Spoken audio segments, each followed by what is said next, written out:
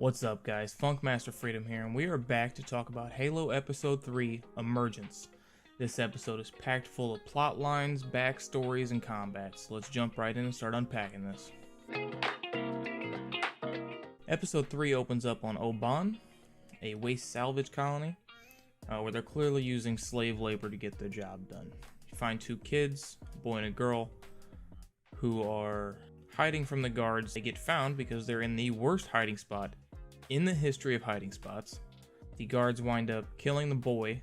About that time, two elites land, and they used a luminary to lead him to the girl. You find out that she is a blessed one, and they've tracked her down using the luminary. And it turns out this girl is Mackie.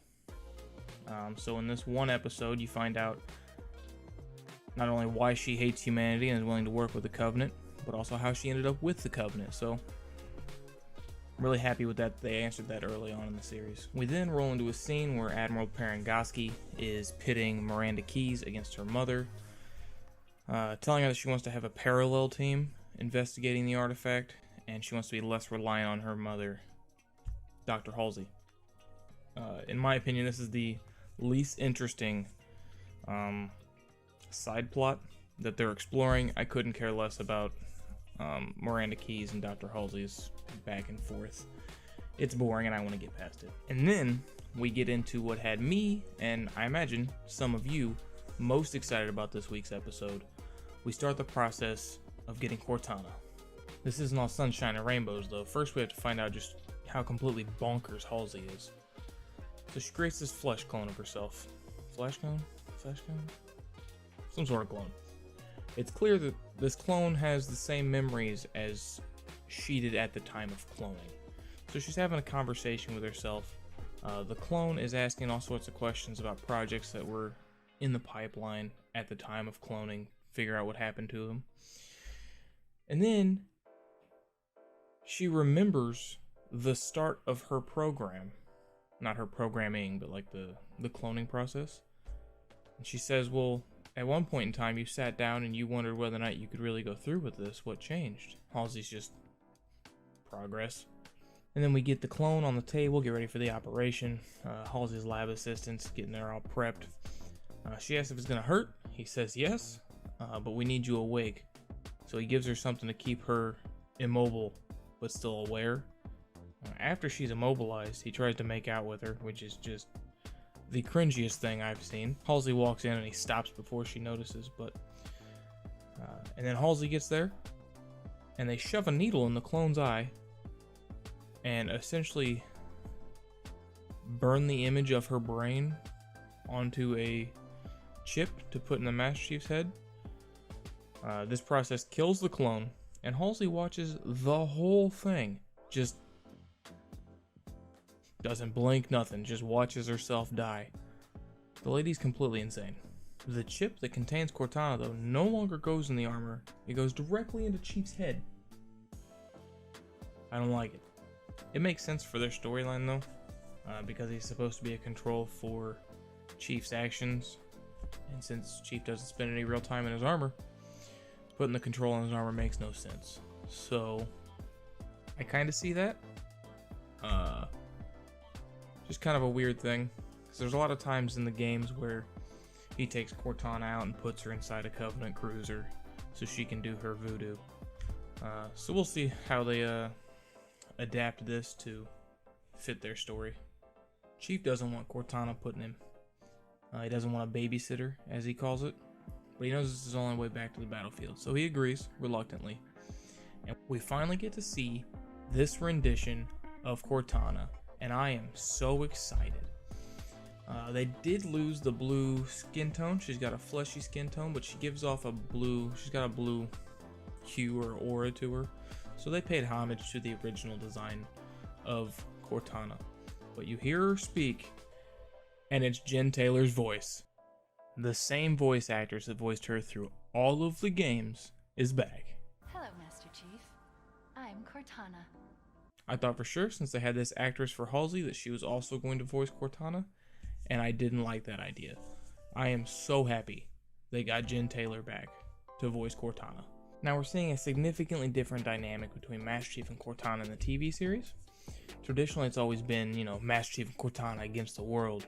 But here, she's more of a failsafe or a safeguard to prevent Master Chief from going rogue again or experiencing too many of these childhood memories that might uncover the fact that Halsey kidnapped him and however many other children and indoctrinated them into this military cult.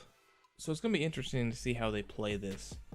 Halsey already has Cortana breaking the rules to gain John's trust.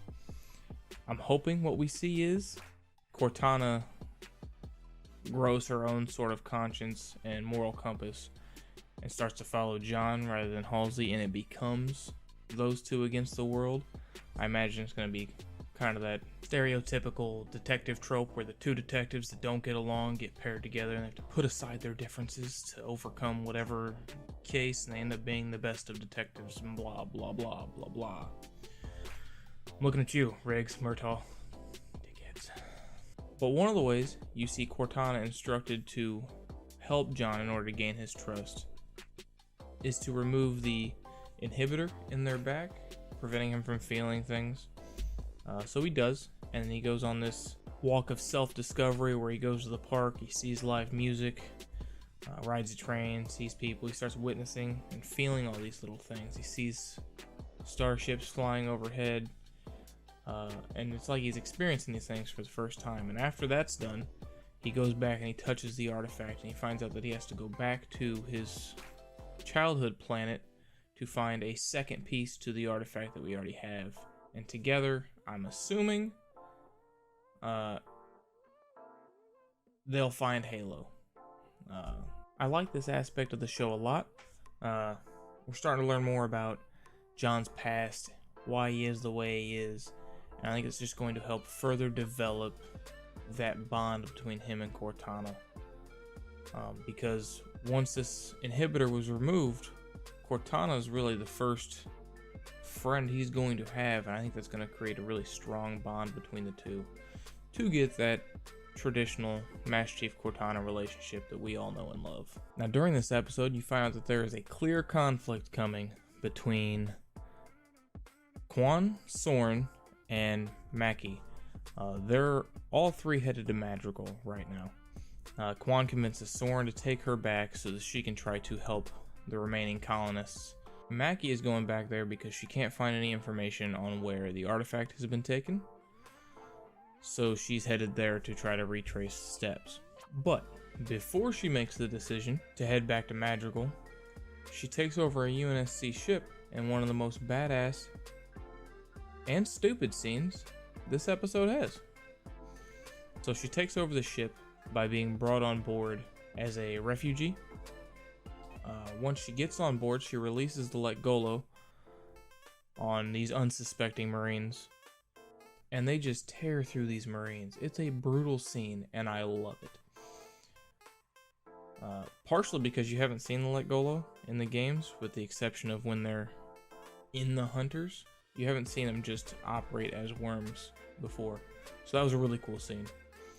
The part that was stupid was that she's just marching down the middle of this battlefield and nobody shoots at her. Not a one. I don't know why. Now, as if her not taking any shots isn't bad enough, they give her an energy sword, which typically is awesome in the Halo world, right? Not when it's in your fingernail. This thing looks ridiculous. I hate it. I also want to know where she gets her nails done, because I need one. But she takes over the ship. The captain manages to scrub the ship clean of any useful information before dying. She doesn't get anything off of it, and now she is also headed to Madrigal. So that's all we got for this week. You guys have heard my predictions, what I think is going to happen, how I felt about these things. Let me know down in the comments below what your predictions are, what you think is going to happen. Don't forget to like and subscribe to the channel. Really helps me out a lot. And it's what Master Chief would do. Don't forget to check back next week for episode 4. I look forward to seeing you.